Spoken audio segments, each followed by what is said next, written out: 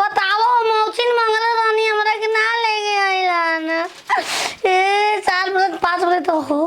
छपानी रहेला कीड़ा के अथु लिखा रहेला छिहत्तरी कोइल स कीड़ा के खा देबो फिर खेला पर जहर खा देला वो तो पूरा अंडी चौक पर के पूरा पलेटे खा ना मुंह खाए मुंह तो जाए। ए मौसी मौसी निया रने काहे रोतलू मौचिंग खाते मौचिंग है का तो ले आइल मिला हमके ना चाहिए हमके दे रे। हम ना में ना खाए हमें ना मौची नहीं खाए फिर दादी को खा लो कब ना खा लो ना पूरा के किचवा नियन पूरा पैसा ही गाना पूरा पैसा का हो मैं खा गलू मुर्गा मछली हम भिखारी हो गए सरवा 4 टाइम खा के तो 1 टाइम खाता नहीं हम पूरे से तागा मामा खमाना बाम नहीं के खान पूजैया में माना बाय ने भेभो का उतरू मौचिन चाउमीन मनोजवा खोजेला खोलेला 4 बजे अभी तक 12 बजता है कब 4 बजे 4 घंटा के बाद 4 घंटा को भाई तो ले पे पिया वही तरे अरे बीमार हो जीबी हम जाते हैं लेके आओ तनी मैगी लेके आओ तनी घर ही बन जाई मौगी ना हम बना दे चाउमीन बनाई मौचिन खाए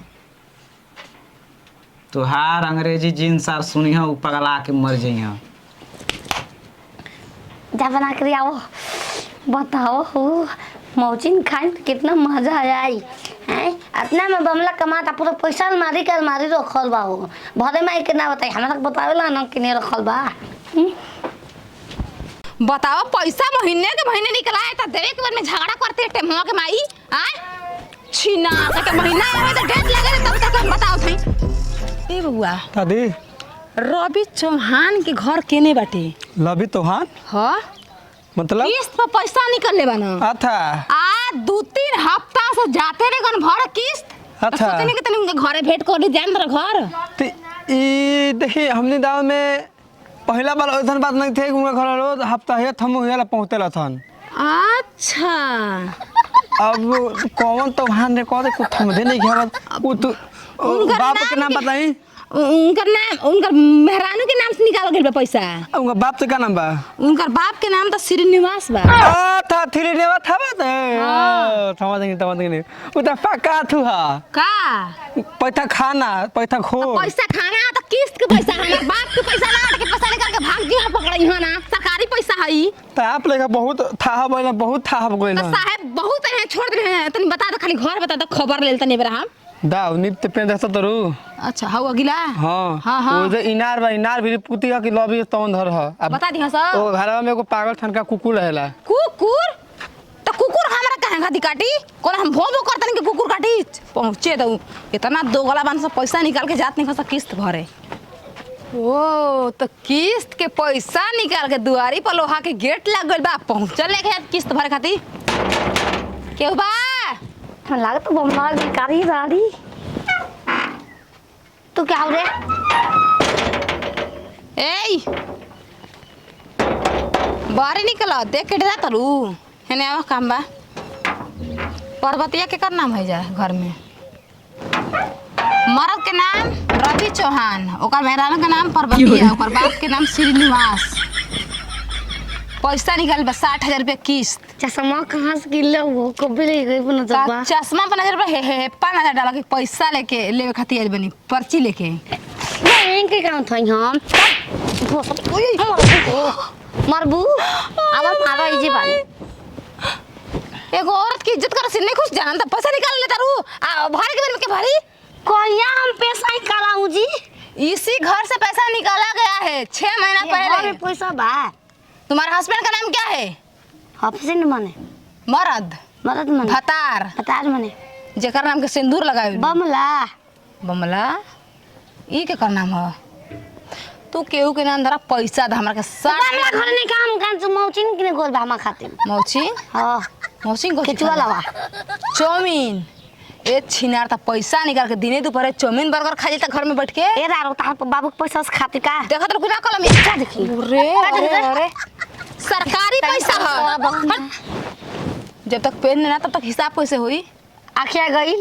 अखिया कमजोर नहीं के लिखा पढ़ी करे के बाटे तब चश्मा लगावल जरूरी बा। भतार के बोलावा पैसा जमा करावे। देखी कॉल पे भाई मैं 40,000 बाकी बा।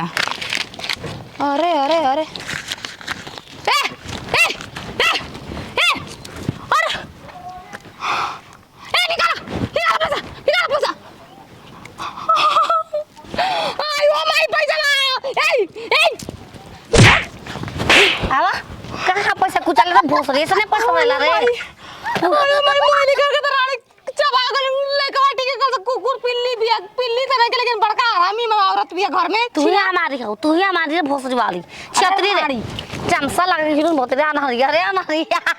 लोकेला ना ना भी हम हम नहीं कि ओ या आवा कुदा के मारे नी उड़ के मार हट मार के पकड़ो तोर बुछिनर हमार कसम मोले रे दादी फाड़ देबे करो 2 मिनट टाइम लागी ना कि नहीं तू अपन फाड़ दे काका ई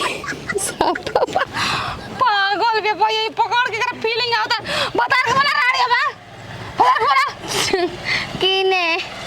हमा खाती और देख लिया रे का जैसे कोड़वा के फेंकवा के ना आवा हम चाहते हैं स्विमिंग पूल बना अगना में बोतल पर काजा के होए जे हम कर खेलूंगी पागल है क्या रे? ए भोसरो ढेर बहुत जुबान काट के तू छोट कर दे सब ये बहुत तू डबल अंगूर के खाता है माने कैची अच्छा त कैची दिया के तो जवान सीधा आवा कर जनता। आवा अबे बचाओ पैसा बचाओ अरे रानी भतार के बोला रे विपत्ति का अरे भोसरी कोई मौचिन किने गोल बारे रारी सोतिया रे ए जे रुको आई तो तू का मिलियम जाती घर सूते हट बाप रे नौकर बन गनी राजा बन के सूत कहवा घुस तारा चिन्ना गइनी अरे मैडम जी चिन्ना गइनी नती उ मैडम जी प्रणाम। ई बता दो गला काहे खिसियाइल बनी? कटही पिल्ली भरा ही पैसा वगैरह नहीं हो जा केहू ना रहा पैसा दे जा दे जा केहू पैसा ना रहा तो ढेर पैसा रहा बैंक में डाल देने चोरी ना हो जी हमारा। पैसा किस्त पर निकाल घर बैंक भरल बा पैसा से घर में के हरे घर कैसे रहुआ बोला तनी मार। अरे हराम जाना दोगला घुसखोर कहीं का काट दे चोर देखी दुआरी पाइल वाली दुआरे पे इज्जत पूरा गांव में कितना तू इज्जत बड़ा रोज रखा निकाल के कर मेहनत मेरे मरद बिया आ पूरा जमा लिकर ले पैसा सब का चबा गइल का कर्जा माफ चबा गइल जाए दी लक्ष्मी घर में पोसले बनी एगो लक्ष्मी बिया को बाढ़न में अबे साहब के लिया के तुम तोरा घर अबे एकदम अबे मैं साहब सोइब के काली आवे का समझ ले बड़े 60,000 रुपया छो रानी रानी रानी हियो हमार लक्ष्मी है फुला पकड़ानी रे फुला पके तू चार गो गोबर पकड़ानी चार गो किस्त माफ करवा दियलस त हमर लक्ष्मी नहीं खे एकरा मतलब झूठ रच के नहीं खजात हो जा भरे चबा गुडो मौची ना पहले ही लिखा खाबा जाए त एबेर मुर्गा हम दिए हमारा के हिसाब उन साहब के बड़का डेरी अपना मौत चढ़ले कहा जाई कि दियाइल है यहाँ के पैसा अपना अकाउंट में कजन डाल देलो खब हमके फसई बा हीरो बना तोरा तू जाके खाने आता लुकाई पड़ल तन के अबे लिया के तन जेसीबी गाड़ी वो खोड़वा तन तोर घर रुक जो मौची ना ए आले का तरह करिया पोलथिन गए एगो कुकुर समझे कि मुर्गा असर वाले के भाग गए उ समझ जाता गमक होला ना वो में कई किस्म के मसाला फेटाला ओमा घरे बनावा हमके अब पराठा भुजिया बनी उहे गरमा गरम खाए के बा पठारा हां देख ले सवात आवा अब मां खोजिए सही भरे के परी कर्जा मारे उ तो कहनी है कि हमार मौगी के बेइज्जती ना हुई ऐसे ओ जे जाई अरे